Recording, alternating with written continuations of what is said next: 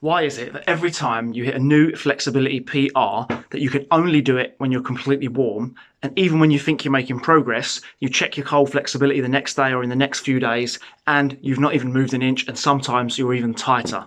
What gives? This is so annoying. Why does this happen?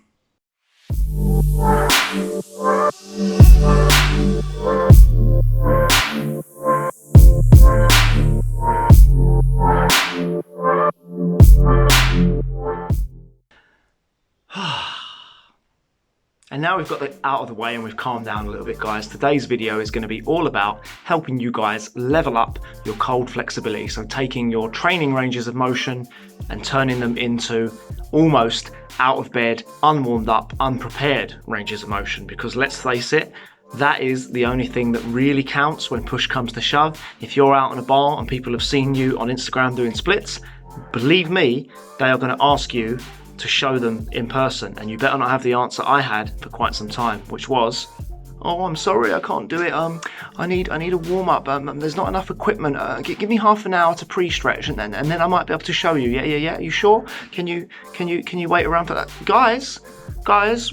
Where did they go?"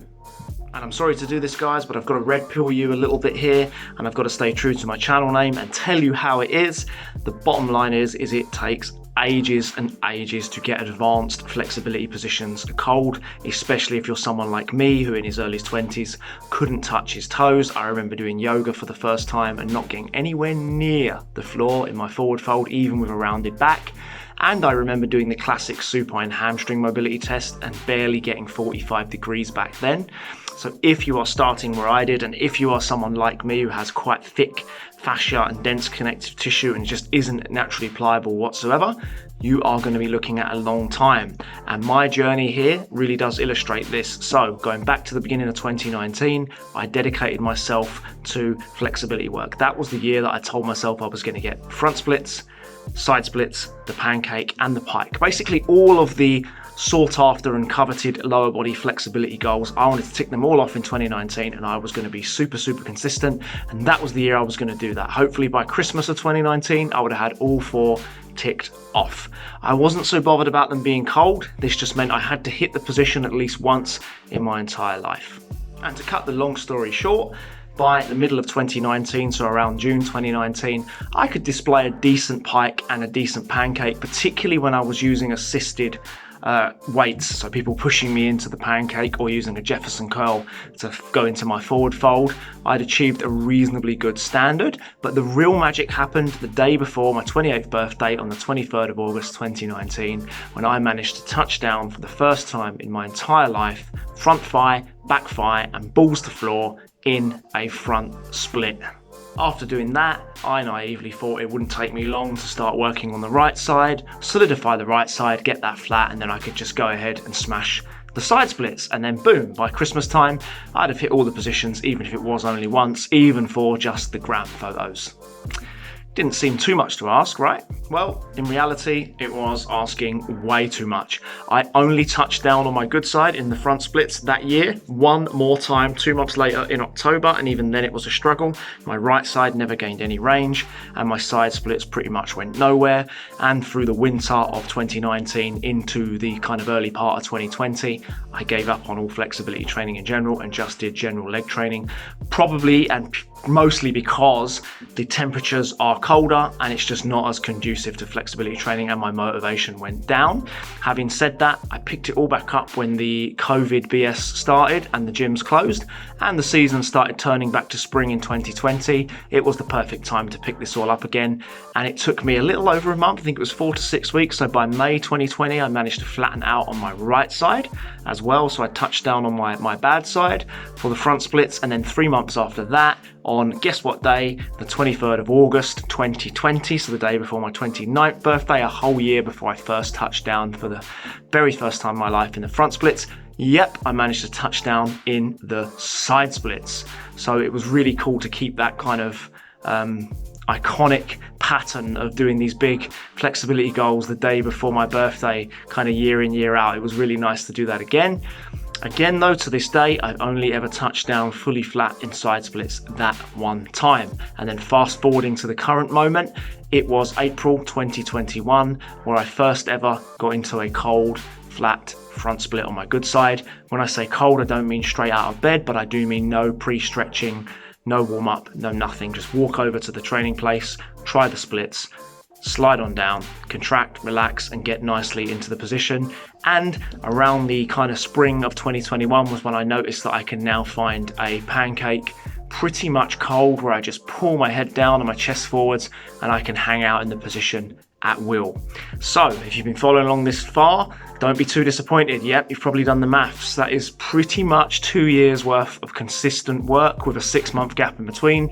If we take the 6-month gap out of it, guys, you're looking at a good 18 months of dedicated work. I will go over more of that in a moment, where we start covering the 5 factors that are going to level up your cold flexibility and maybe accelerate your journey slightly faster than mine was. So let's do it.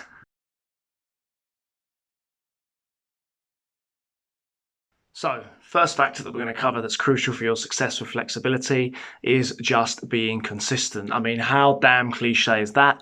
But it is true. And with flexibility, you've probably experienced this yourself. It is probably the least linear thing to progress within the fitness sphere of anything. Fat loss is quite linear, strength training tends to be linear, even power training can be linear, even muscle growth doesn't go so up and down as flexibility. Flexibility is absolute wild child. Sometimes you can make great range breakthroughs and then you won't even get anywhere near the range. Sometimes you feel like you're going backwards before you start going forwards.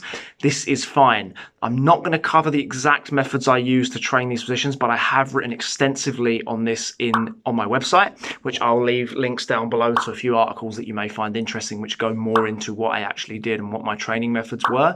But the point is, you must continuously train these positions and commit to a schedule and keep doing it irrespective of whether you have a bad session or whether you have an absolutely great session. There is going to be a huge amount of variation for quite some period of time, and you need to be very stoic when it comes to the outcome of these sessions.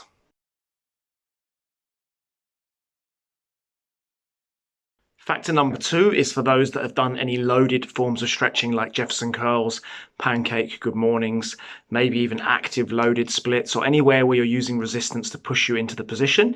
This is a strange one, but this is really important. This is actually lightening the load as you progress instead of increasing the load. So I fell victim to this in the old days. I used to do Jefferson curls of 60 kilos or more, and it pulled me into a lovely, lovely, lovely stretch. But you guessed it, my body did not know how to get into a deep pike without 60 kilos pulling it into a deep stretch. And a very, very similar thing happened with the Pancake. I used to train the Pancake good morning religiously and build up through the weights from 10 kilo to 15 to 20, sometimes a little bit more than 20 kilo on this. Could rep it out real nice. But then without the weight behind my back, if I did a body weight Pancake good morning where I had to focus on pulling in, you guessed it, I couldn't get anywhere near as deep. But what I started to do was reverse the process. So I started to bring the weights down and focus on trying to pull in more and more and more. So you're not actually relying on weight whatsoever, that you are creating the pull and you are creating gravity of your own body. This is an absolutely crucial point that gets really, really overlooked. And the splits wizard himself, Mr. Emmett Lewis, talks about this a lot. And most people don't listen when he says this, but this one was a game changer.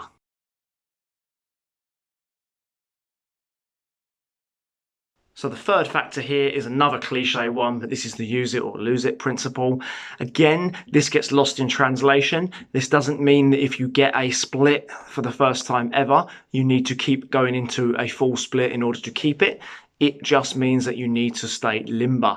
So this could be as simple as a couple of times a week, you are just using the ranges of motion that you develop. See, luckily for me, where I work within the fitness world and I do flexibility classes weekly, I am, even in the warm-ups, I'm doing dynamic forward folds. We do some hip stretches at the end. So I'm still going into these end ranges, maybe not as hard as I am with the proper gaining range training, but I'm still going into these ranges enough that my body remembers these ranges and knows it needs to keep them for next time. Kit Lachlan talks a lot about this. He always encourages limbering up daily, where you're not actually trying to gain range, but you are just trying to maintain range, and then you train hard as you're trying to gain range on a much less frequency.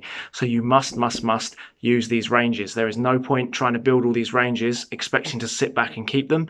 You will not. Your body will revert back to what it knows best unless it's given the signal that it needs to keep hold of this flexibility level or skill, or however you want to put it.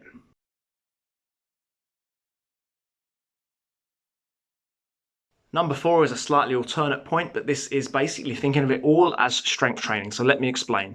When you first try and build flexibility, you think stretch, stretch, stretch, stretch. It's all about passive stretching. But those of you that have probably made good gains already in your mobility and flexibility work will know that active training, loaded training, and nervous system based training is worth 1,000 times what passive stretching is worth. Most people don't respond that well to passive relaxed stretching. It's good for calming the nervous system, but it is not good for ingraining new ranges of motion.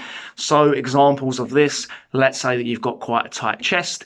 Literally, instead of stretching the chest all the time, work your upper back, do band pull aparts, improve your amounts of rows that you do, so play with your push-pull ratio. Another example of this would be if you've got quite tight hamstrings, instead of just hanging out in a forward fold all the time, work on active lifts of the legs, so leg lifts, whether that's lying, whether that's hanging, whether that's a standing hip flexor lift. You want to strengthen the thighs and the hip flexors to actually pull the legs up, rather than actually just relying on gravity to push you in. This will speed up your progress no end. Flexibility really is just, in my opinion, the balance between two sides of a joint. So if one side's super strong and the other side's super weak, you're going to be imbalanced one way, and that will make you tight one side versus loose on the other. The better the balance is between the two, that gives you that full display of flexibility. The reason you probably can't do a front split right now is because you cannot shorten your glute to extend your hip that much. If your glutes become strong and your hamstrings become strong in hip extension, all of a sudden your hip can lengthen. This doesn't happen by magic or overnight, but the analogy is that it balances out and it gives you the room to go there. So the nervous system knows it's strong in those ranges and boom, allows it to happen.